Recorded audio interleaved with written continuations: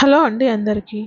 ఇంట్లో పూజ చేసేటప్పుడు ఇటువంటి నియమాలు పాటించకపోతే ఎన్ని పూజలు చేసినా ఉపయోగం ఉండదు.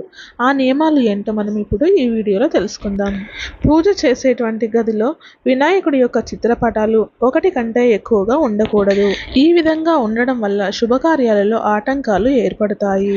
అదేవిధంగా పూజ చేసేటప్పుడు అసలు నిలబడి పూజ చేయకూడదు. పీఠం మీద కానీ లేదా దర్భాసనం మీద కానీ కూర్చొని పూజ చేసుకోవాలి. అదేవిధంగా పూజ చేసే ముందు ఇల్లు తుడిచే నీళ్ళల్లో కొద్దిగా పసుపు కల్లుపును చల్లుకొని శుద్ధి చేసుకోవాలి. మరియు స్త్రీలు పూజ చేసే ముందు ఖచ్చితంగా పాపిటిన కుంకుమ పెట్టుకొని కాళ్ళకు పసుపు రాసుకొని పూజ చేసుకోవాలి.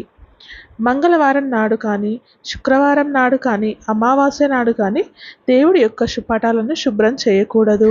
దేవుడి యొక్క పటాలను శనివారం రోజున శుభ్రపరచుకోవచ్చు. ఈ వీడియో మీకు నచ్చినట్లయితే ప్లీజ్ లైక్ చేయండి, షేర్ చేయండి. ఇలాంటి మరిన్ని వీడియోల కోసం మన ఛానల్ని సబ్స్క్రైబ్ చేసుకోండి.